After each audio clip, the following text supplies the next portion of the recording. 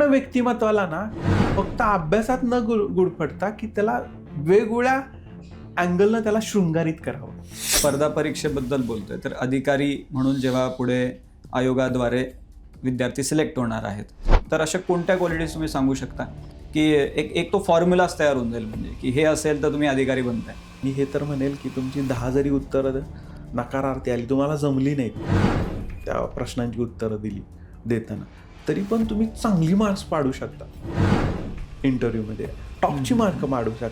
तुम्ही ते कशा पद्धतीने उत्तरं देत आहात, त्यांना तुम्हाला सत्यशील राहून तुम्ही ते उत्तरं देत आहात. किंवा ज्याला इंटरव्ह्यूची तयारी करायची आहे की त्यासाठी तर ते खुली किताब आहे की त्यानं ते वाचावं आणि आपला प्रशासकीय सेवक म्हणून कसा माइंडसेट असावा ते घेऊन जावं आणि उतरावं त्या इंटरव्ह्यू पॅनलच्या पुढं. एवढं ते सहज सोपं आहे. आणि नवीन पॅटर्न आहे MPSCचा डिस्क्रिप्टिव्ह पॅटर्न. त्यामध्ये आता आधी असं होतं की MCQ सॉल्व्ह करायचे आहेत, पण आता लिहायचं आहे. म्हणजे जर तुम्हाला आता MPSC मधून अधिकारी व्हायचं असेल तर तुम्हाला लिहिणं भाग आहे. हो, प्रत्येक व्यक्तीनं, प्रत्येक विद्यार्थ्यानं असा अभ्यास करायला पाहिजे. त्या अभ्यासा थ्रू तो पुस्तक वाचणं तेवढाच काल न ठेवता की त्या 16 तासामध्ये तो जे पण काय करतोय त्या सगळ्या गोष्टी त्याला आवडल्या पाहिजेत. तर स्पर्धा परीक्षा तयारी करणाऱ्या मुलांनी स्वतःच्या भावना जाणल्या पाहिजे. वेदर आय एम कपॅबल, ते जर तुम्हाला वाटत नसेल तर थोडं जरी शंका असेल ना तर नाही करायला पाहिजे. तर आपण दिवसभरामध्ये मी समजा 8 तास झोपत असेल आणि 16 तास मी जे पण काय करतोय, जो पण अभ्यास करतोय, तर त्याची एक प्रोसेस होती त्या 8 तासात. कारण तुमचं श्रेष्ठ असावं आणि ते कारण सगळ्यांनी शोधावं आणि मग बेभान होऊन, म्हणजे भान ठेवून, मी म्हणेल शेवटी भान ठेवून कारण शोधावं आणि बेभान होऊन कामाला लागावं. नमस्कार विद्यार्थी मित्रांनो, माझं नाव मंगेश कुलकर्णी. इग्नाइट अकॅडमीच्या या प्लॅटफॉर्ममध्ये आपलं स्वागत आहे. इग्नाइट अकॅडमी मागच्या काही वर्षापासून 2016 पासून जर आपण बघितलं तर UPSC, MPSC आणि विविध स्पर्धा परीक्षांच्या क्षेत्रामध्ये एक प्रचंड असं काम राहिलेलं आहे. 5 लाखपेक्षा जास्त विद्यार्थ्यांच्या कॉन्टॅक्टमध्ये आपण आलेलो आहोत थ्रू अवर कोर्सेस. त्यासोबतच 10,000 पेक्षा जास्त सुजान आणि संवेदनशील अशा प्रकारचे अधिकारी इग्नाइट अकॅडमीच्या प्लॅटफॉर्मनी घडवून आणलेले आहेत. आणि अशा प्रकारच्या प्लॅटफॉर्ममध्ये आपण रेग्युलरली विविध या क्षेत्रामध्ये ज्यांनी ऑलरेडी मोठं योगदान दिलेलं आहे त्या लोकांना आपण इथे इन्व्हाइट करतो आपल्या प्लॅटफॉर्मवर आणि त्यांच्या पूर्ण प्रवासाबद्दल जाणून घेतो. असंच आजच्या या सेशनमध्ये आपण गजानन राजमाने सर यांना इन्व्हाइट केलेलं आहे. फोर्स 1 मुंबई इथे सध्या पोलीस अधीक्षक म्हणून ते कार्यरत आहेत आणि त्यांचा हा जो पूर्ण प्रवास आहे तो आपण आज जाणून घेऊया. Welcome sir. Thank you sir. सगळ्यात पहिला तर प्रश्न जो राहतो, आपलं हे सेशन बेसिकली आपण 2 भागामध्ये याला डिवाइड करतो. जसं एखादा जो स्पर्धा परीक्षेची तयारी करणारा विद्यार्थी आहे त्याची इनिशियल जर्नी जी आहे किंवा कशा पद्धतीने तो तयारी करतो, काय अभ्यास करतो, काय काय त्याला चॅलेंजेस फेस करावे लागतात, तो एक पार्ट झाला.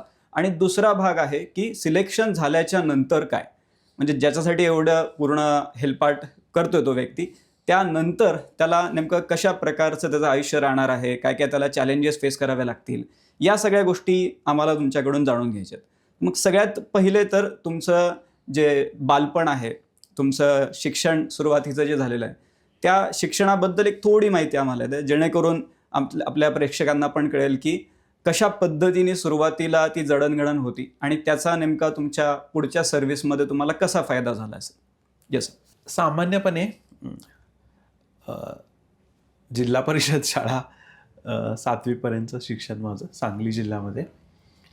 आटपाडी तालुका आहे, तिथे एक बनपुरी एक छोटं गाव आहे. आपल्या सगळ्यांचंच खरं तर इथं स्पर्धा परीक्षांसाठी तयारी करणारी मुलं आहेत, त्यांचं शिक्षण हे खेड्यामध्येच झालेलं असतं. त्यानंतर मग रयत शिक्षण संस्थेची जी खरसुंडी इथली शाळा आहे त्या शाळेमध्ये माझं पुढचं मग 8वी 9वी 10वीचं शिक्षण झालं. मला खरं सांगायला आवडेल की रयत शिक्षण संस्थेनं त्यावेळी आमचे जे शिक्षक होते त्यांनी दिलेले जे संस्कार आहेत तर त्या संस्काराची शिदोरी आमच्याबरोबर आहे. खूपच शिक्षण होतं. मला खूप सगळे माझे शिक्षक आठवतात त्यावेळेचे. त्यानंतर मग मी 11वी-12वी सायन्स शाखेतून केली आणि मग त्यानंतर मी आटपाडी कॉलेज आटपाडी इथे ग्रॅज्युएशन पूर्ण केलं इंग्लिश लिटरेचरमधून. आणि मग आमचं शिवाजी विद्यापीठ आहे की ज्या विद्यापीठानं पण माझ्या एकंदरीत व्यक्तिमत्वाला अनेक पैलू पाडले.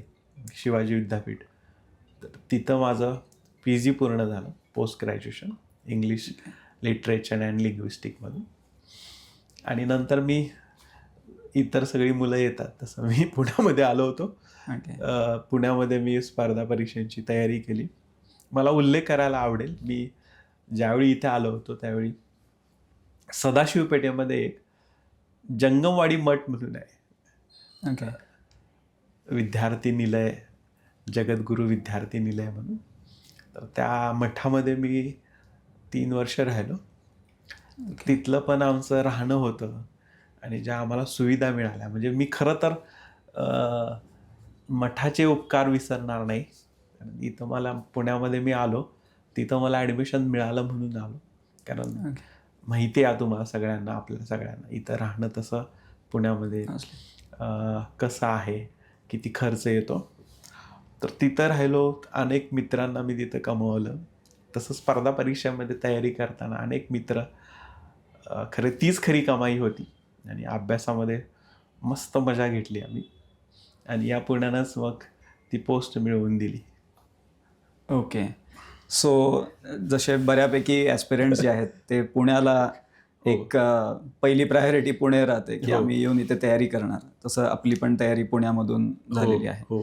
मग आता सध्याच्या काळामध्ये जर बघितलं आपण तर खूप साऱ्यांना डिस्ट्रॅक्शन्स राहतात. जसं मी म्हटलं की मला नाही आज सकाळी 7 वाजता लायब्ररीत जायचंय, मी गेलो लायब्ररीमध्ये 2-3 तास बसलो की लगेच मला वाटायला की चहा पिऊन यावा, चहा प्यायला गेलो की खाली 2 तास तसेच चाललं जात, किंवा संध्याकाळी थोडंसं युट्यूब ओपन करावं म्हटलं तर कधी वेळ निघून गेला कळलंच नाही. असे बरेचसे डिस्ट्रॅक्शन सध्याच्या काळामध्ये आहेत. मग त्या काळामध्ये असं काही होतं का तुम्हाला? आमच्या काळातले डिस्ट्रॅक्शन म्हटलं तर आता ते फन होईल ती, पण ते सांगायला हरकत नाही. त्यावेळी मला हे वाटायचं की पुण्यामध्ये हे जे डेक्कन नावाचा एरिया आहे ना, तो डेक्कन नावाचा एरिया डेक्कन या नावावरून तयार झालाय का काय, कारण ते विद्यार्थ्यांसाठी खूप मोठा, आता मला माहित नाही असेल पण आता पण तो एक खूप रूममध्ये गेलं का तो एक भाग असायचा, जास्त छोट्या रूम्स असायच्या, त्या रूममध्ये राहणारी जास्त मुलं, त्यामुळं झोप येणं आणि ती गाढ झोप लागणं, ह्या सगळ्या ह्याच्या. घरी गेल्यानंतर मी समजा घरी गेलो, पाडव्याला गेलो, दिवाळीला गेलो, तर आई पहिल्यांदा आमचं ती बॅग घेऊन जी जायची ना, ती आई बाहेर ठेवून द्यायची 2 दिवस उन्हामध्ये. तर तो ढेकण हा प्रकार घरामध्ये जाऊ नये, आणि एकदा तो गेला का परत घरामध्ये पूर्ण त्याचा प्रसार होऊन जातो. ते खरं ते मेन डिस्ट्रॅक्शन होतं त्यावेळेचं. बाकी मग आत्ता जसं आहेत, पण आत्ता अलीकडे ना खूप छानसे रेग्युलाइज झालेलं आहे MPSC. दरवर्षी कधी परीक्षा, कोणत्या महिन्यामध्ये कोणती परीक्षा होईल याचं अगोदरच वेळापत्रक दिलं जातं. आमच्या वेळी तसं नव्हतं, माहीतच नसायचं कधी परीक्षा होणार आहे, कोणत्या महिन्यात जाहिरात येणार आहे. आणि मग त्यावेळेचे जे माझे 3 वर्ष होते पुण्यातले, आत्ताचे ते छोटे असतील, कारण सोशल मीडियामुळे आपल्याला वेळ कसा गेला कुठे गेला कळत नाही, पण त्यावेळी ते नव्हतं सगळं. ते खूप मोठे दिवस वाटायचे. आणि मग एकदाशी जाहिरात आली, मग माझं PSI म्हणून पण सिलेक्शन, फ्री झालो, मेन झालो. त्यानंतर मी फिजिकलची एवढी तयारी करता आली नाही, पण फिजिकलची मी तयारी केली, त्यामध्ये मी पास झालो. दरम्यान राज्यसेवेची पण प्री पास झालो, मेन्स झालो. एका मेन्समध्ये मग मी यशस्वी नाही झालो, मग परत दुसरी मेन्स दिली, ती दिली, तिची प्री झाली, मेन्स झाली. आणि दरम्यान मग PSIचं ट्रेनिंग होणार होतं, त्यानंतर तिसरी पण मी मेन्स एक दिली. तर अशा मी परीक्षा, त्यावेळी मात्र डिस्क्रिप्टिव्ह सगळ्या अशा परीक्षा होत्या. आणि मजा यायची अभ्यासाला, म्हणजे आम्ही ग्रुप स्टडी करायचो. आमचा 9 जणांचा ग्रुप होता, सगळे वेगवेगळ्या फील्डमधले वेगवेगळे असे तज्ज्ञ कौशल्य असणारी सगळी मुलं होती. आणि छान अभ्यास व्हायचा. ती अभ्यासाला आम्ही म्हणजे जनरली काय की स्पर्धा परीक्षामध्ये तुम्ही म्हटला ना डिस्ट्रॅक्शन म्हटलं तर तोचपणा नेहमी असतो. म्हणजे तेच वाचायचं असतं, त्याच सगळ्या प्रश्नपत्रिका, तेच प्रश्न असतो, मग इंटरेस्ट येत नाही. आम्ही मात्र तसं करायचो नाही की अभ्यासात इंटरेस्ट यायला पाहिजे, अशा बऱ्याच गोष्टी करायचो. आणि मग मजा यायची. मग उद्या काय करायचं आजच ठरवायचो. माइंड टेक्निक्स खूप वापरायचो अभ्यासामध्ये. खूप खूप माइंड टेक्निक्स वापरलेले आहेत.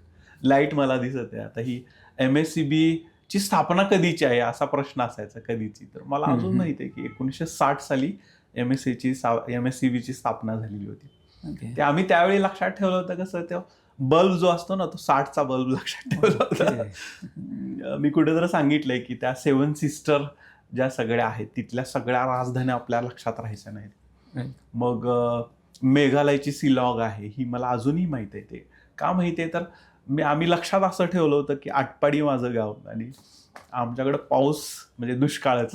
मग आमच्याकडे येणारे मेघ आहेत ते लाँग वरनं जायचे म्हणून मेघालयची सिलॉग, आगरतळाची त्रिपुराची आगरतळा, ते 3 पुऱ्या आगीत तळा, सीग असं लक्षात ठेवलं होतं. म्हणजे सिक्कीमची गंगटोक, आई लक्षात ठेवलं होतं, अरुणाचल प्रदेशची इटानगर.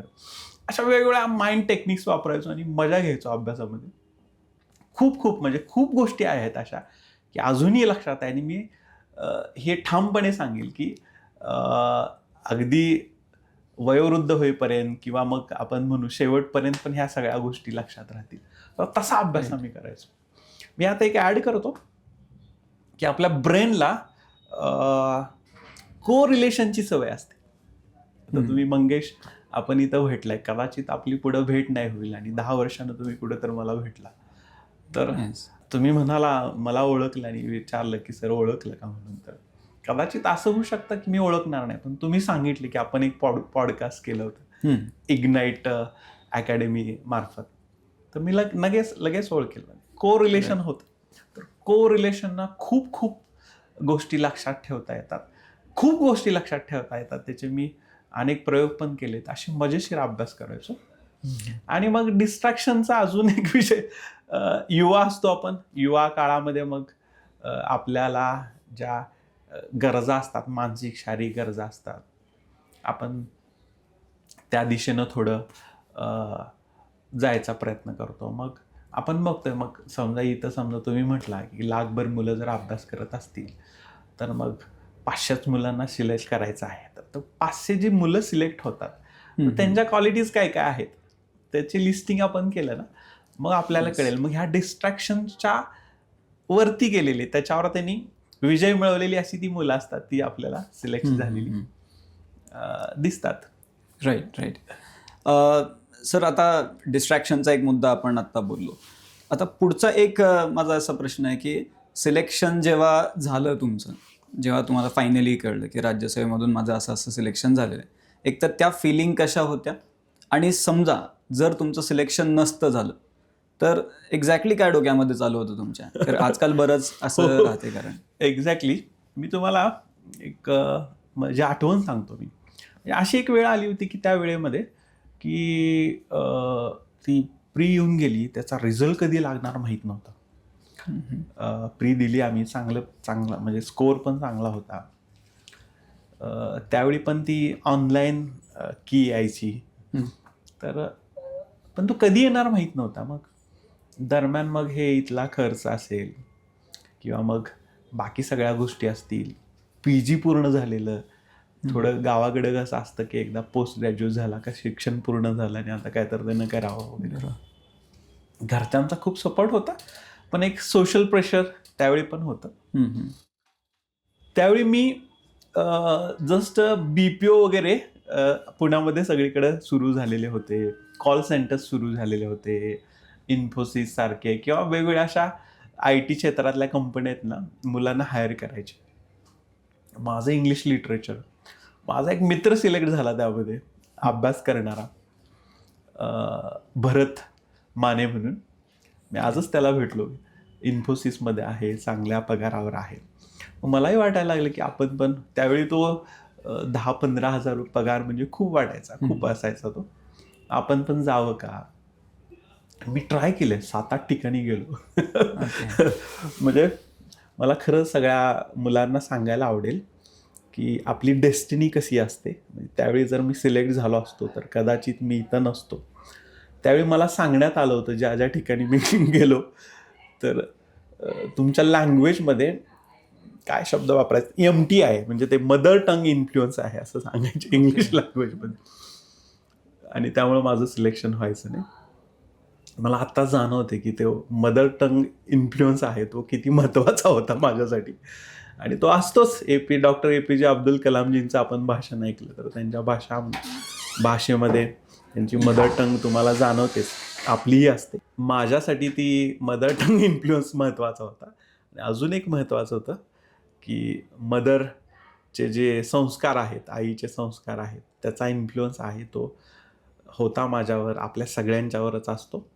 आणि खरं तिनं तर आईनं, नानांनी, वडिलांनी, माझ्या भाऊनी, घरच्यांनी, सगळ्यांनी तो सपोर्ट दिला होता. आम्ही आहे, तू माहिती आहेस का, अभ्यास करतोस, काय करतोस. आणि ते जे यायचे डिस्ट्रॅक्शन्स, त्यातून ते बाहेर काढायचे. एखादा फोन यायचा लँडलाईनवरून, आई बोलायची आणि नक्की तुझं सिलेक्शन होणार. ते एक असतो ना की आपल्या लोकांचा सपोर्ट तो मिळून जायचा, तो मिळायचा तिथे. एक मी ॲडिशन गोष्ट करतो, कदाचित आत्ता मुलांसाठी ती गरजेची असेल. मुलांना मोटिवेशनची कायम गरज लागते. येस. इथं अभ्यास करणारी मुलं आहेत बऱ्याच वेळा ना, की मोटिवेशन जातं, प्रेरणा जाते आणि मग परत मग बॅकफूटवर येतात. बघा, जगातला सगळ्यात श्रेष्ठ व्यक्ती आहे किंवा सगळ्यात महान व्यक्ती कोण असेल मला विचारलं तर मला तुम्हाला उत्तर असं असेल त्याचं की ज्याला स्वतःच्या सगळ्या भावना कळतात, स्वतःच्या फिलिंग जाणणारा जो व्यक्ती आहे, इमोशन जाणणारा जो व्यक्ती आहे, तो जगातला सगळ्यात श्रेष्ठ व्यक्ती आहे. मग तो साधा शेतकरी असेल, साधा मजूर असेल किंवा साधं कोणतंही काम करणार, पण त्याला स्वतःच्या सगळ्या भावना जाणतात. मग शेतकरी बघा, सगळा म्हणजे गावाकडे माझे पण गावामध्ये शेती आहे, त्या भावना जाणणारा व्यक्ती असेल ना, तो श्रेष्ठ असतो. तर स्पर्धा परीक्षा तयारी करणाऱ्या मुलांनी स्वतःच्या भावना जाणल्या पाहिजेत. वेदर आय एम कपॅबल, ते जर तुम्हाला वाटत नसेल, तर थोडं जरी शंका असेल ना, तर ते नाही करायला पाहिजे. मात्र तुम्ही जर इथं आला असेल आणि मग तुमच्यात तो एकदम नॉट 1% पण असा तो आत्मविश्वासाची कमतरता असेल तर नाही करायला पाहिजे. 100% ज्याला म्हणतात ना, ते असायला पाहिजे. मग तुम्हाला कोण रोखू शकत नाही. सकारात्मकतेनं तुम्ही पुढे जाऊ शकता. ते मोटिवेशन मग कसं आणायचं, त्यासाठी मग मुलांनी खरंच प्रयत्न करायला पाहिजेत. आणि येत नसेल तर काही गरज नाही धडपडण्याची, की स्काय इज द लिमिट. म्हणजे आपल्या जगामध्ये भरपूर काही अशा गोष्टी करण्यासारख्या आहेत. आणि बघा ना, मी बघतोय पुण्यामध्ये बरीच अशी मुलं आहेत, स्पर्धा परीक्षा करत होती, पण त्यांनी स्वतःच्या भावना जाणल्या, स्वतःला चेक केलं आणि त्यातून ते बाहेर पडले आणि ते आज जगात भरारी मारत आहेत, वेगवेगळ्या ठिकाणी आहेत. तर त्याचं पण जजमेंट घेता आलं पाहिजे. करेक्ट. आता इथपर्यंत आपण आलो, जसं तुमचं जर्नी, त्यानंतर तुमचं सिलेक्शन.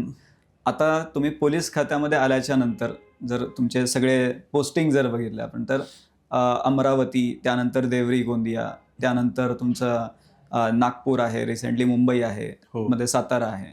तर यामध्ये एक नाव जे सरळ उठून दिसते ते म्हणजे एक मालेगाव. आता मालेगाव म्हटल्यावरती बऱ्याचशा गोष्टी आपण ऐकतो, काही गैरसमज त्यामध्ये आपण ऐकतो. मग दंगलीचं शहर म्हणलं जाते. तर मालेगावमध्ये जी पोस्टिंग झाली त्यामध्ये आपलं पुस्तक जे आहे खांद्यावरचे स्टार्स, त्यामध्ये जर वाचलं तर बऱ्यापैकी आपल्याला एक वेगळाच मालेगाव त्यामधून दिसून येते.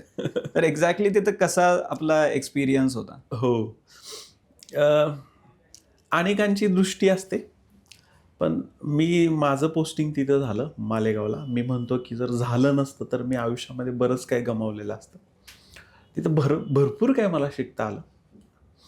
धार्मिक वेगवेगळे लोकांची मनं असतात, मग ती हिंदू धर्म असेल, मुस्लिम असेल, इस्लाम धर्म असेल, किंवा ख्रिश्चन धर्म असेल किंवा अनेक वेगवेगळे धर्म आहेत, बौद्ध धर्म आहे, तर प्रत्येकाची मनं जी आहेत ना ती तशी का बनतात? आता तुमच्या अकॅडमीचं नाव आहे इग्नायटेड. इग्नाइट. तर इग्नायटेड माइंड म्हणून एक बुक आहे डॉक्टर APJ अब्दुल कलामजींचं. तर त्यांनी त्यामध्ये ना वेगवेगळ्या ठिकाणी वेगवेगळ्या स्पिरिच्युअल अकॅडमीमध्ये ते गेले होते. तर तिथले त्यांनी असे वेगवेगळे अनुभव लिहिलेले आहेत. सुंदर बुक आहे ते. तर अशीच प्रत्येकाचं एक वेगवेगळ्या संस्कारानं इग्नाईट झालेलं, धार्मिक धारणेनं इग्नाईट झालेलं मन असतं. त्याला आपण इरेज करू शकत नाही, खोडू शकत नाही. मात्र आपण ते जाणून घेऊ शकतो, ते कसं मन असू शकतं, ते तसंच का आहे हे जाणून घेऊ शकतो. तर ते जाणून घेण्याची मला तिथं संधी मिळाली. मी मग धार्मिक काय ग्रंथ वाचले, काही पुस्तकं वाचली वेगवेगळ्या लेखकांची, महान लेखकांची, आणि मला कळालं.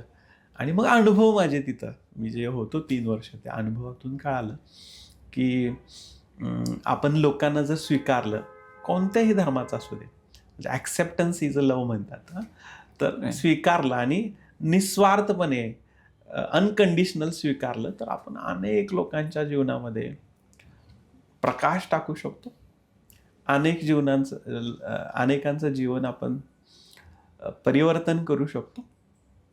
आणि प्रशासक जसा पाहिजे, प्रशासकीय सेवा जशी लोकांना अपेक्षित आहे तशी आपण निडरपणे, निस्वार्थपणे करू शकतो लोकांच्यासाठी, हे मला तिथं जाणवलं. अनेक किस्से आहेत तिथले, म्हणजे अनेक किस्से आहेत. मी माझ्या ह्या खांद्यावरच्या स्टार्स या पुस्तकामध्ये मांडलेले पण आहेत, लोकांना खूप आवडत पण आहेत ते. आणि ते माझ्या समोर घडलेले असे किस्से आहेत. काही ठिकाणी मी नावामध्ये कोणाचा बदल केलेला आहे की ज्यानं फिक्शन व्हावं. सर्व्हिसमध्ये असताना काही गोष्टीवर आपल्या रेस्ट्रिक्शन येतात, त्या पद्धतीने पण खूप सुंदर असे ते अनुभव आहेत. तर ते सगळ्यांना आवडत आहेत आणि नक्की सगळे वाचत आहेत. तिथला अनुभव एका लाईनमध्ये जर सांगायचा झाला, म्हणजे तिथल्या लाखो लोकांनी आणि त्या लाखोंच्या द्वारे करोडो लोकांनी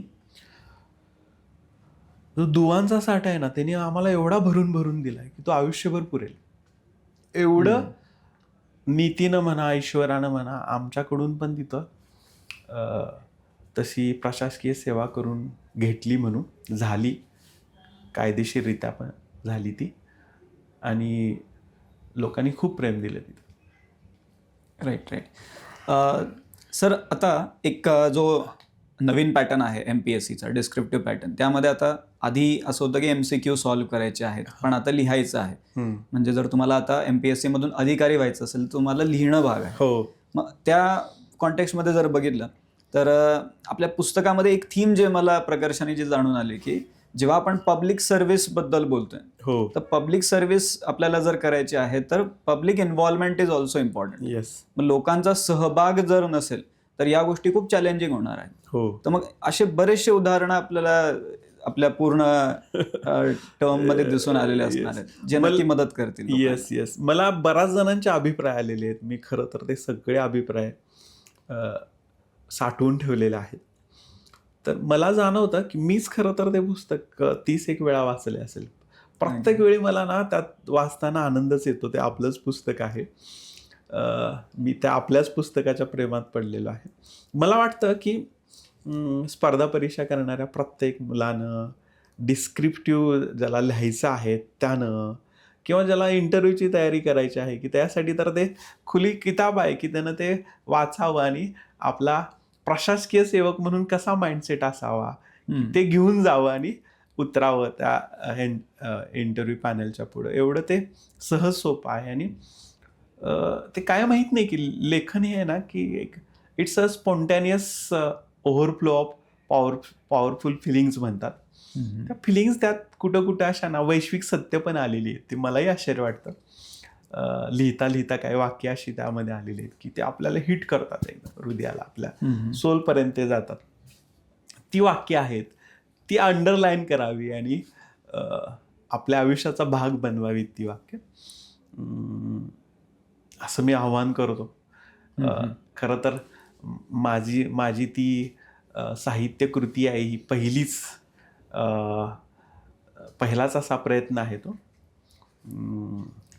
मी कृतज्ञ आहे, कृतज्ञता व्यक्त करायलाच पाहिजे की ज्यांनी तिथपर्यंत किंवा ते लिहिण्यासाठी किंवा तसे सगळे अनुभव रिअलमध्ये जे तयार झाले त्यासाठी ज्यांनी मदत केली, अशा माझ्या ऑफिसरचे, माझ्या अंमलदारांचे, टीमचे किंवा इतर पण काही सामाजिक संस्था असतील त्यांचे, जे लोक, मी बऱ्याच जणांचे वर्णन पण केले की त्या सगळ्यांचं खरं तर आभार मानायला पाहिजे.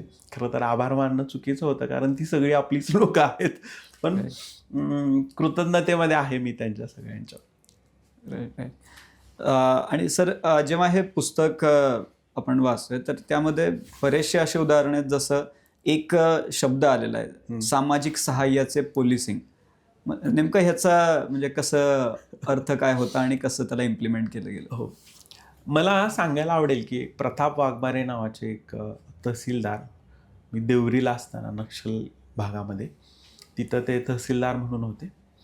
खरं तर आम्ही हे सगळं करायचो, म्हणजे ह्या सगळ्या पुस्तकात वर्णन केलेल्या काही गोष्टी आहेत, पोलिसिंग आहे, पण त्याला ते एक नाव आपण काहीतरी द्यावं. मग ते नाव प्रताप, आणि आम्ही डिस्कस करत असताना की ते नाव आलं आणि आम्ही सामाजिक सहाय्याचं पोलिसिंग नावाचं एक बुकलेट तयार केलं. बुकलेटमध्ये काय होतं की आदिवासी लोकांच्यासाठी किंवा जे वंचित लोक आहेत किंवा दुर्बल घटक आहेत, गव्हर्नमेंटच्या खूप हजारो काय तर वेगवेगळ्या त्यांच्या योजना आहेत, पण मेन अडचण कुठं होती किंवा असायची तर त्या लोकांच्यापर्यंत पोचायच्या नाहीत, पोचत नाहीत. वेगवेगळी कारणं आहेत त्याला, काही कारणं पण त्यात मी दिलेली आहेत, कोणाचा दोष नाही त्यामध्ये. पण मी म्हणून काय करू शकतो, काय मी एक प्रशासकीय अधिकारी म्हणून मी काय करू शकतो का, तर करू शकतो, त्याचं पॉझिटिव्ह उत्तर आहे. आणि मग काय करू शकतो, तर त्या सगळ्या योजना मी कंपाईल केल्या, गावागावामध्ये पोचलो मी. त्याचं एक खासच उदाहरण तुम्हाला द्यायचं झालं तर एका पोलीस स्टेशनला मी बसलो होतो. अर्जुनी मोरगाव नावाचं एक पोलीस स्टेशन आहे. तिथे एक माता येऊन बसलेली होती, तिचं काहीतरी काम असेल, वयस्क माता होती म्हणून, आणि विधवा होती ती. तर त्या पुस्तक कंपाईल केल्यानंतर की मला माहीत होतं की त्यांच्यासाठी पण काही योजना आहेत गव्हर्नमेंटच्या, तर विधवांच्यासाठी पण गव्हर्नमेंट पैसे देतं किंवा संजय गांधी निराधार योजना आहे वगैरे. तर मी म्हटलं की आपल्याला पैसे मिळतात का, तर ती म्हणाली मिळतात मला. तर किती मिळतात मी विचारलं, तर तिने सांगितलं 300 रुपये मिळतात. मला आश्चर्य वाटलं, कारण गव्हर्नमेंटच्या ज्या योजना आहे त्या योजनामध्ये त्यांना 600 रुपयेचा प्रावधान आहे की जर महिन्याला 600 रुपये, 300 रुपयेच कसे मिळतात. मग चौकशी केल्यानंतर असं कळालं की अशा ज्या माता आहेत अशा मातांनाही काही एजंट लोक शोधून त्यांचे डॉक्युमेंट्स तयार करून मग त्यांना ती सुविधा द्यायची आणि तिला 300 रुपये द्यायचे आणि त्यातले स्वतः 300 रुपये खायचे. खरं तर पैसे खाण्यासाठी नसतात, आपण काय मिक्सरमध्ये बारीक करून ते खाऊ शकत नाही, जे खातात ते आजारी पडतात बऱ्याच वेळा. पण ते तसं होतं ते. मग तिथून एक युक्ती आली की आपण मग त्या ज्या माता होत्या त्या थोड्या तालुक्याच्या ठिकाणच्या होत्या, पण आम्ही मग नक्षल भागामध्ये की जिथं कोण लोक पोचत नाहीत अशा ठिकाणची सगळ्या लोकांना आम्ही शोधून काढली. मला आठवतंय, म्हणजे तो तसाच्या तसा माझ्या नजरेपुढं तो कार्यक्रम आहे. 120 मुलं लोक होती की जी सगळी अशी निराधार. माझा एक ऑफिसर होता, म्हणजे आहे तो सचिन बागुल म्हणून, API आहे तो, आणि संतोष महाले नावाचे तिथले एक तहसीलदार होते. तर आम्ही सगळ्यांनी मिळून मग त्या सगळ्यांना 120 लोकांना, माझे सगळे जवान आहेत, गावागावामध्ये जाऊन त्यांनी ते शोधून काढलेली लोक खरीच निराधार आहेत. तिथं कोण त्यांनी स्वप्नातही बघितलं नसेल की असं आपल्या, त्या सगळ्यांची आम्ही डॉक्युमेंट्स तयार करून घेतली. डॉक्टरांना तिथंच आणलं, हेच त्यांचं वयाचा दाखला, तुम्हीच MO आहात, तुम्हीच या, तुम्हीच द्या, तलाठी तिथं, सगळ्या प्रकारची गव्हर्नमेंट ऑफिशियल्स तिथं बोलवले आणि एकाच छताखाली आम्ही 120 लोकांचे सगळेचे सगळे दाखले तयार करून त्यांचा प्रपोजल तयार केला, प्रस्ताव तयार केला. आणि मग ते सहृदय महाले साहेबांनी ते सगळे मंजूर करून घेतले. असे मग अनेक ठिकाणी आम्ही असे प्रत्येक माझ्याकडे जे जे EOP होत्या आर्म आउटपोस्ट तिथं आम्ही असे प्रोग्राम्स घेतले. मला सांगायला आवडेल की अजूनही त्या लोकांना जर महिन्याला ते 600 रुपये जात असतील. आणि त्यांना काय माहीत नाही म्हणजे कोण गजानन राजमाने, कोण सचिन बागुल, कोण संतोष महाले किंवा कोण आणि कोण, पण त्यांना हे नक्की असेल की ते 600 रुपये आल्यानंतर हृदयातून त्यांच्या दुवा येत असेल की यस हे कोणतर होते त्यांनी आम्हाला हे मिळवून दिलेले आहे. ते दुवा मिळवायचं सगळ्यात उत्तम ठिकाण म्हणजे ही प्रशासकीय सेवा आहे आणि तशी आपण त्याच्याकडे बघायला पाहिजे ना. अशी खूप छान छानशी उदाहरणं आहेत जी आपल्याला त्यामध्ये वाचायला मिळतील. सर, आता आपण पोलिसिंगबद्दल बोलत होतो, तर एकदमच म्हणजे कॉमन क्वेश्चन जो पॉप्युलर क्वेश्चन राहू शकतो, स्पर्धा परीक्षा म्हणलं की यामध्ये आपल्या डोक्यात त्या सर्व्हिसबद्दल एक चित्र तयार झालेलं असते, ऑब्विसली ड्यू टू सिनेमा किंवा सिनेमामध्ये जे पोलीस दाखवतात आणि रिअल लाईफमधले जे पोलीस आहेत, तर म्हणजे एकदम ओव्हर दी टॉप कधी दाखवलं जाते का की ॲक्च्युअलमध्ये तसं राहते? समजा आपण सिंघमचं उदाहरण घेतलं तर तसा काही फरक राहतो का? फरक राहतोच तो. रिअल लाईफ आणि रिअल लाईफमध्ये तो फरक असणारच आहे. आपण बघा जे आपल्या बुद्धीला मनाला जे इनपुट देतोय, म्हणजे मी विद्यार्थ्यांसाठी पण सांगेल ते स्पर्धा परीक्षे तयारी करणारे, की माझं जर डोकं दुखत असेल तर ती आपण शरीराचं काय तर आभार मानायला पाहिजे की शरीर मला सिम्पटम्स देतंय की काय तू काय तर पित्तजन्य जास्त खाल्लं असेल किंवा तुझी झोप झाली नसेल वगैरे त्यामुळे डोकं दुखतं, पोटामध्ये कुठं दुखत असेल, डोळ्याला कुठं काय होतं, म्हणजे शरीराच्या कुठल्याही ऑर्गन्सला काय झालं तर आपल्याला लगेच कळतं. ते कळणं म्हणजे काय तर पेन होणं इज अ गुड थिंग. म्हणजे का तर तुम्हाला ते कळतंय, ते कळालंच नसतं तर कुठं पेन होतंय तर आपण डॉक्टरकडे जाणार नाही, त्याच्यावर आपण रिकव्हरी करण्यासाठी काय उपाय करणार नाही. मला तुम्हाला सांगायचं आहे की रिअल आणि रिअल लाईफ संदर्भात की आपण आपल्या बुद्धीला ॲज अ कॉम्पिटिटिव्ह एक्झामिनेशन देणारा मी विद्यार्थी म्हणून इनपुट तुम्ही जसं द्याल, मी हे शरीराचं मगाही सांगेल की मनाला की तशा प्रकारचं आउटपुट निघणार आहे हे गॅरंटेड आहे. जसं मी कम्प्युटरवर अमृता टाईप केलं तर मॉनिटरवर ते अमृताच दिसणार आहे, दुसरं कुणाचं नाव नाही येणार. अमृता यासाठी म्हणलं की माझ्या पत्नीचं नाव अमृता आहे तर अमृताच येणार आहे. सेम तसं आहे. तुम्ही जे इनपुट तुम्हाला देताय, तुम्ही जे वाचताय, तुम्ही जे बघताय, तुम्ही ज्या संगतीमध्ये आहात, बोललेलं ऐकताय, ह्या सगळ्या गोष्टींचा ना आपल्या मनाच्या वैचारिक रिदमवर परिणाम पडतो. सिंपल आहे. म्हणजे तुम्ही रात्री काय जे बघितलं असेल ते तुमच्या मनामध्ये काय होतंय की त्याच्यावर प्रोसेस तयार होते. त्याच्यावर मी तुम्हाला सांगू शकतो ती प्रोसेस कशी होती. जे 8 तास आपण जो झोपतो, प्रत्येकाला झोपावं लागतं, जगातल्या प्रत्येक प्राण्याला झोपावं लागतं, मुंगीला पण झोपावं लागतं, प्राण्याला पण झोपावं लागतं, मासे पण मायक्रो स्लीप घेत असतात. वेगवेगळ्या प्राण्यांच्या वेगवेगळ्या झोपेच्या काय तर वेळा आहेत. मग ती खारुताईची 15 तास आहे, सिंहाची 14 तास आहे, तुमच्या वटवागळाची 19 तास तो झोपतो, माणूस तशा प्रकारे तो 8 तास झोपतो. तर त्या 8 तासामध्ये जे मेंटली आपले काय प्रोसेस होती मेंदूची ती खूप महत्त्वाची आहे. ती मला खरं आता सुचलं हे की मुलांना खरं मी सांगायला पाहिजे असं मला वाटतं.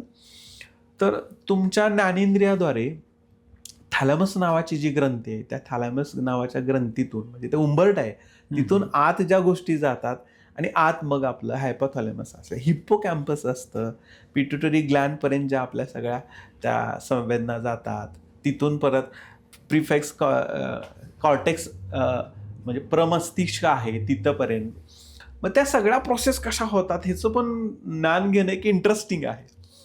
तर आपण दिवसभरामध्ये मी समजा 8 तास झोपत असेल आणि 16 तास मी जे पण काय करतोय, जो पण अभ्यास करतोय, तर त्याची एक प्रोसेस होती त्या 8 तासामध्ये. हिप्पोकॅम्पस काय करतं की तात्पुरत्या स्वरूपामध्ये आपल्या मेमरीज साठवून ठेवतं. साठवून ठेवतं म्हणण्यापेक्षा की काय विसरायचे आहेत त्या मेमरीज त्या काय करतात तर त्या 8 तासामध्ये काढून टाकतात.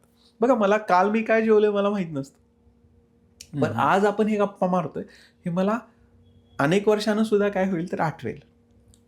तर कोणत्या गोष्टी जास्त काळासाठी आपण आठवणीत ठेवायच्या, कोणत्या विसरायच्या, ज्या दुःखदायक गोष्टी आहेत त्या कशा विसरायच्या, या सगळ्यांची काय होत असते तर प्रोसेस होत असते. तात्पुरत्या स्वरूपात कोणत्या लक्षात ठेवायच्या. तर मी विद्यार्थ्यांना हे सांगेल की आपल्या ह्या मेंटल हेल्थकडं दिवसभरामध्ये त्या 16 तासामध्ये लक्ष आपण ठेवलं पाहिजे. म्हणजे मी जे इनपुट घेतोय, मी आंबट खूप खातोय तर माझं डोकं दुखणार आहे, जर मी ऍसिडिक झालो तर दुखणार आहे. तसं मी जे पण काय कंझ्युम करणार आहे त्याचा त्या ब्रेनमध्ये कुठं तर प्रोसेस होणार आहे ना, आपल्या व्यक्तिमत्वावर ते कुठं ना कुठे छापलं जाणार. मग तुम्ही खूप मोटिवेटेड असाल तर तुम्ही मोटिवेशनच्या सगळ्या गोष्टी बघत आहात, सकारात्मक लोकांच्या बरोबर आहात, तुम्ही तुमच्यात उत्साह आहे, उमंग आहे, जिद्द आहे, आळस नाही. हे जर तुम्ही सगळे करत असाल तर तुम्ही तसं इनपुट घेतलेलं आहे. आणि एखाद्याकडे नसेल ते वेगळ्या काही गोष्टी करतात तर त्यानं तसं येऊन इनपुट घेतलेलं आहे. तर हे स्वतःकडे बघणं आहे ना, हे सगळ्यात महत्वाचं आहे. म्हणजे मला तर अजून एक ऍड, आपल्याला वेळ असेल तर मी ऍड करतो यामध्ये एक गोष्ट की मला सांगावं असं वाटेल की प्रत्येक व्यक्तीनं, प्रत्येक विद्यार्थ्यानं असा अभ्यास करायला पाहिजे, त्या अभ्यासा थ्रू तो पुस्तक वाचणं तेवढाच काल न ठेवता की त्या 16 तासामध्ये तो जे पण काय करतोय त्या सगळ्या गोष्टी त्याला आवडल्या पाहिजेत. मग मी त्या 16 तासामध्ये करणारी प्रत्येक गोष्ट जर मला आवडत असेल तर मी स्वतःला आवडणार आहे. आणि मी स्वतःला जर आवडत असेल तर माझ्या इतकं नैतिक बल कोणाचं नसणार आहे. आणि ते नैतिक बल जर माझ्याकडे असेल तर मला त्या परीक्षापासून फेल करणारं कोण नसणार. माझं मॉरल व्हॅल्यू एवढा हाय असायला पाहिजे. मग त्यासाठी आपल्याला काय करता येईल का हे बघायला पाहिजे. आपण केलंय, आम्ही रक्तदान शिबिर, आम्ही स्पर्धा परीक्षा करत असताना रक्तदान शिबिराला सुरुवात केली. आता आम्ही ते एवढं मोठं झालेलं आहे, 15 मेगा वेगळ्या रक्तदान शिबिरं घेतलेली. स्वतः पण खूप असे ब्लड डोनेट, हे छोट्या छोट्या कृती आहेत, खूप छोट्या छोट्या कृती आहेत की ज्यामुळे आपल्या नैतिक बल वाढवतात. त्या आपण सतत केल्या पाहिजेत. आणि मग आपण आपल्या स्वतःला लाईक केलं पाहिजे. आता सोशल मीडियाचा जमाना आहे, मोबाईलचा आपण वापर करतो, खूप छानसा वापर करू शकतो आपण मोबाईलचा. मीही करतो, काही मी पोस्ट टाकत असतो सोशल मीडियावर.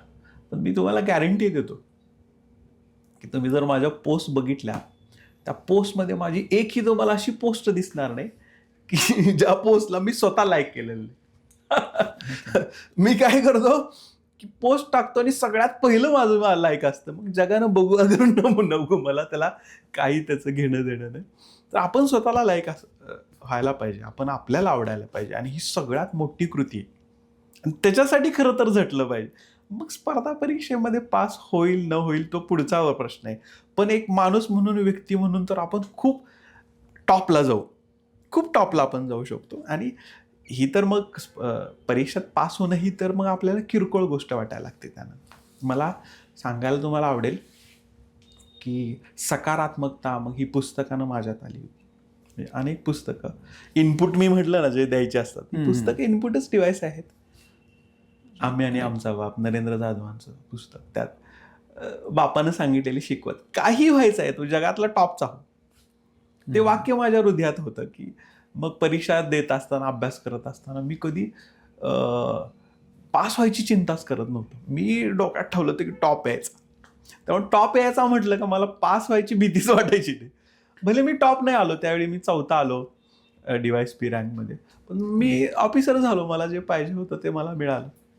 तर मला हे सांगायचं आहे की त्या 16 तासामध्ये प्रत्येक विद्यार्थ्यानं, मी स्वतःला आवडतो का, ही कृती केलेली मला आवडते का, ती कृती करत राहिलं का ती संचित होऊन जाते. आणि एक वेळ अशी येते, एवढं संचित ते बनतं आणि मग फोन येतो मित्राचा, यस तुझं नाव आहे, तुझं सिलेक्शन लिस्टमध्ये झालेलं आहे, तू DYSP झाला, तू DC झाला, तू IS झाला, तू IPS झाला, पोस्ट मिळून जाते ती. राईट. म्हणजे जसं म्हणतात की enjoy the process. Yes yes yes enjoy the process. तसा तो ती भाग. प्रोसेस एन्जॉय करायलाच पाहिजे. तुम्ही नाही केली ती, एन्जॉय केलीच नाही तर प्रोसेसचा एंड आहे ना तो चांगला असेलच सांगता येत नाही. आणि हे खूप महत्त्वाचं आहे की ती प्रोसेस जर एन्जॉय नाही झाली तर एक तर असं होतंय की मला करायचंय पण आतमधून ते पुश नाही येत आहे किंवा ते हो. मोटिवेशन येत नाही. हो हो मग बऱ्याचदा असे समज, जसं आता आपण पोलिसाचा तोच प्रश्न की पुन्हा असं वाटते आपल्याला की मूवीमध्ये सिंघम दाखवलेला हो आहे, हो मग मग तो तर असे कामं करतो, त्याच्या हातात कधी पुस्तक बघितलंच नाही आपण. हा येस, मूळ मुद्दा माझा तो एक म्हणजे लास्टची लाईन ती राहिली की मग मला सांगायचं आहे काय की आपण जे बघतोय बाहेर, वाचतोय, मूवीमध्ये बघतोय, ते खरं असेल असंच नाही. म्हणजे तुम्ही जे इनपुट देताय ना ते इनपुट ते खरं आहे असं नाही. म्हणून त्याचं सॉर्टिंग आपण करायला पाहिजे. इनपुट जे देणार आहे पोलीस हा म्हणजे मी पोलीसमध्ये यायच्या अगोदर तुमच्यासारखाच होतो. आता मला ते व्यावसायिक टाग लागला पोलीस म्हणून. पण सामान्य माणूस उलट जास्त भावनिक लोक असतात पोलीसमध्ये. मी बघितलेले आहेत. बरीच तुम्ही बघितलं असेल, गॉगल घालून फिरतात. बरीच अशी जगातली सगळी दुःख तिथे येऊन थांबतात. बघा ना अलीकडं कशा कोणत्या मुलींच्यावर रेप होतात, कुठे मर्डर होतात, तुकडे इकडे तिकडे फेकलेले असतात मर्डरमध्ये, त्यांना एकत्र करायचं असतं, ॲक्सिडेंट कसे झालेले असतात, कुणी आत्महत्या किती भयानक प्रकारे केलेली असते. अशी सगळी प्रकरणं हँडल करावी लागतात त्यांना. भावनिक होतं, आम्हीही भावनिक होतो. यामध्ये मात्र की मला खरा एक भर द्यायचा की भावनिक असताना तो इमोशनल इंटेलिजन्स असायला आपण पाहिजे. आणि तो जर असेल आणि ती जर आपण तयारी करतानाच आपल्याला सुरुवातीला तशा प्रकारचं आपण स्वतःला तयार करून घेतलं तर आपण प्रशासनामध्ये पण यशस्वी होतो, खूप यशस्वी होतो. आणि खरं यश सांगतो तुम्हाला की स्पर्धा परीक्षेमध्ये तुम्ही रँक मिळवली एखादी किंवा पोस्ट मिळवली, ती यश नाहीच. ते यश काय, तुम्ही तुमचं काय तर सिलेक्शन झालं. पण खरं यश कधी आहे की ज्यावेळी तुम्ही तिथून पुढं जे जगताय, ज्यासाठी जगताय, जे तुम्हाला करायचं आहे ते करताय का. आणि मग लोकांना म्हणजे सेवाभावानं, ही नोकरी नाहीच, नोकरी आली का लाचारी आली, सेवाभावा जिथं येतो तिथं कृतज्ञ येतं, प्रेम येतं. आणि मग निस्वार्थ प्रेमानं लोकांसाठी तुम्ही झटत आहात का, खूप सुंदर असतं. आणि निस्वार्थपणे झटणं, न्यूरोबायोलॉजिकल सेरोटोनिन नावाचं हार्मोन सिक्रेशन होतं आणि आनंद वाटतो आपल्याला, आनंद होऊन जातो. ते आपल्यासाठी शेवटी करायचं आहे. राईट. म्हणजे एक ते आपण म्हणतो की गोल ड्रीम अॅनॉलॉजी जशी आहे की तुम्ही सिलेक्ट होताय तर तुमचा गोल अचीव्ह होतोय. हो. पण जेव्हा तुम्ही नंतर पब्लिक सर्व्हिस करताय त्यावेळेस तुम्ही तुमचे रोज ड्रीम अचीव्ह करताय. राईट. सो हे एक शिकण्यासारखं. पोलीस विभागामध्ये मी का म्हणेल की रोज वेगळं काम आहे.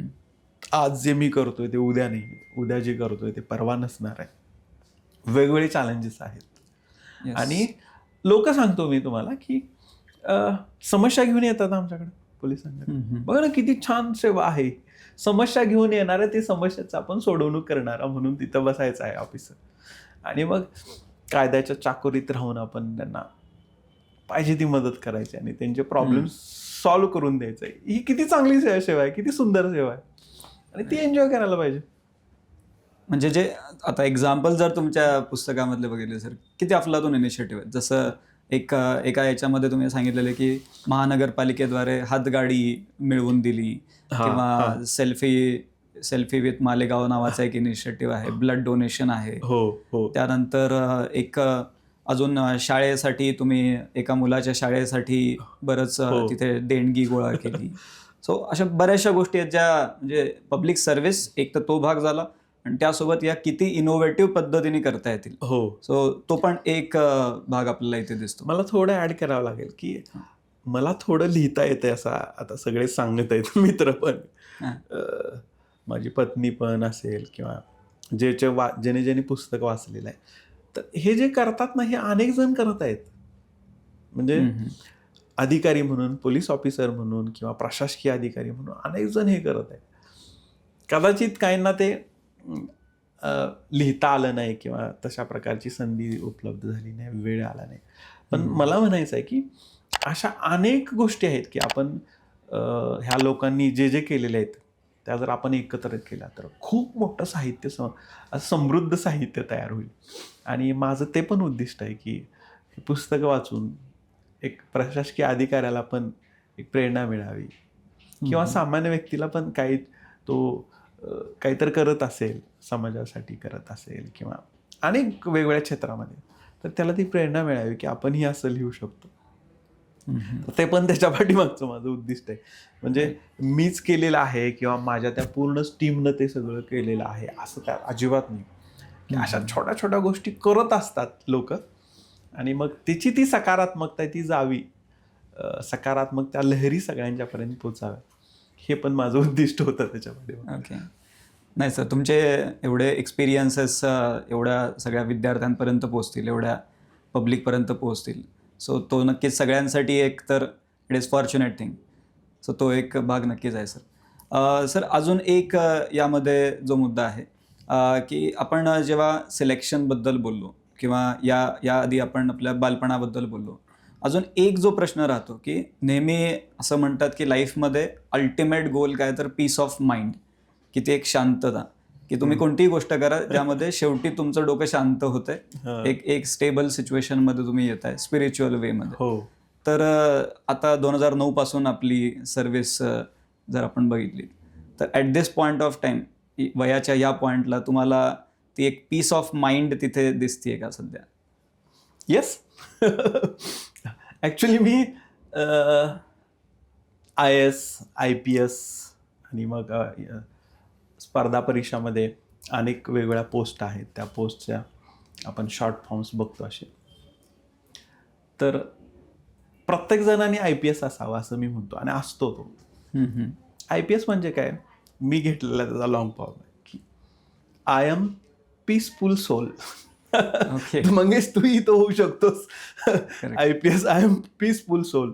तो पीसफुल सोल जो आहे ना की तो आपण होऊ शकतो. कधी होऊ शकतो? मी काय म्हणतो की ज्यावेळी तुला कुठल्याच गोष्टीची रिग्रीट नाही, तू जे पण गोष्ट करतोय ती काय तर मला जी करायची आहे तीच करतोय, त्यावेळी तुला ऑटोमॅटिक तुम्ही काय करता, शांती तुला मिळत असते. त्याची मग शोधायची अजिबातच गरज नसते. लोक कुठं ज्यांना मिळत नसेल, मग ती प्रशासनातच मी म्हणत नाही, बाहेर पण आहेत, उद्योग जग सगळ्या जगतामध्ये आहेत. तर त्यांचं मेन अडचण काय असते की सांगतो मी की प्रत्येक व्यक्तीच्या ना 3 पर्सनॅलिटी असतात. तुझ्याही आहेत मंगेश, माझ्याही आहेत, यांच्याही आहेत 3 पर्सनॅलिटी. ते 3 पर्सनॅलिटीमध्ये एक पर्सनॅलिटी असते की जो लोकांना दाखवतो ती पर्सनॅलिटी. दुसरी असते तो मूळ जशी असते तशी पर्सनॅलिटी, जो असतो तसा. आणि तिसरी असते की त्याला बनायचं असतंय जसं, ती एक पर्सनॅलिटी असते. ह्या 3 पर्सनॅलिटी घेऊन जात असतो. बघा, ह्या 3 पर्सनॅलिटीमध्ये जेवढं अंतर जास्त, म्हणजे आहे वेगळा आणि दाखवतो वेगळा आणि बनायचं आहे वेगळंच, जेवढं जास्त अंतर तेवढं त्याचं पीस निघून जातं. तो अशांतच राहतो तो. पण आपण सगळ्यांनी प्रयत्न करायला पाहिजे की मी आहे मूळ तसा मी दाखवतोय लोकांना, आणि मला बनायचं पण तसंच आहे. त्या तिन्ही मधलं जे मी अंतर जेवढं कमी कमी कमी करत आलो तेवढं माणूस मस्त शांत राहू शकतो, पीसफुल राहू शकतो. त्याला कुठल्याही प्रकारची रिग्रीट नसते. सगळ्यांना तो ॲक्सेप्ट करतो, सगळ्यांच्यावर तो प्रेम करतो. सगळ्यांना त्या व्यक्तीला सगळी आपली लोक वाटत असतात. आणि हे कशासाठी सांगतो, म्हणजे हे खरं तर सांगू का मंगेश, हे नीतीनं आपल्याला दिलेलं आहे.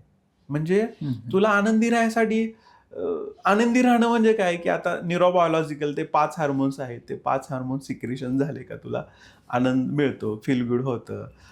डोपामाइन आहे, इंडोर्फिन आहे, सेरोटोनिन आहे, ऑक्सिटोसिन आहे, मेलाटोनिन आहे. 5 हार्मोन्स सिक्रेशन झाले, टप्प्याटप्प्यात वेगवेगळ्या प्रसंगी वेगवेगळे होतात. तुम्हाला ते आनंदाची फिलिंग येते. तुला आश्चर्य वाटेल हे 5 हार्मोन्स कधी सिक्रेशन होतं, ह्याची जर आपण लिस्ट काढली ना, 10-12च गोष्टी आहेत, तेवढ्या जरी केल्या आणि त्या गोष्टी करायला ना कुठंही काय ते खूप काय पैसे लागतात असं अजिबात नाही. त्या साध्या साध्याच गोष्टी. तू निस्वार्थ लोकांच्यावर प्रेम केलंस आणि निस्वार्थ सेवा केली लोकांची, तर सेरोटोनिन सिक्रेशन होतच. तुला फील गुड चांगलंच वाटतं. चांगलं वाटतं बाय डिफॉल्ट. बाय डिफॉल्ट वाटतं. म्हणजे हे नीतीनं आपल्याला दिलेलं आहे. म्हणजे मग पीसफुल राहण्यासाठी काय लागत नाही.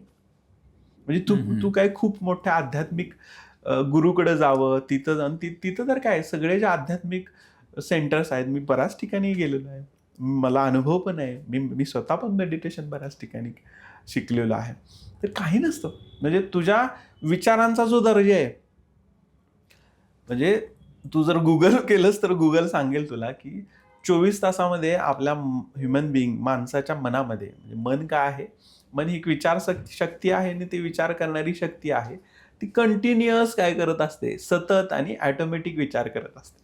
ऑटोमॅटिक मला 5 गोष्टी जोडलेल्या आहेत, पण तेवढा वेळ नाही आपल्याला सांगायला. पण तो ऑटोमॅटिक सतत विचार करणारं मन आहे, की त्या मनामध्ये 24 तासामध्ये 60 ते 65 मॅक्झिमम आणि मिनिमम 20 ते 25 हजार विचार येतात. आणि त्या 60 ते 65 ज्याच्याकडे विचार येत आहेत, 60 ते 65,000 विचार, तो नक्की व्यक्ती डिप्रेशनमध्ये असणार आहे, एन्झायटीमध्ये असणार आहे. त्याला कारण काय आहे? सुसायडल टेंडेन्सी पण असेल त्याच्यात. कारण काय, की त्याला जे नको आहे ते करावं लागत आहे. त्याला नको आहे ते करावं लागतंय आणि त्यामुळं किंवा अनेक वेगळ्या परिस्थितीनं, समस्येनं ग्रासलेल्या.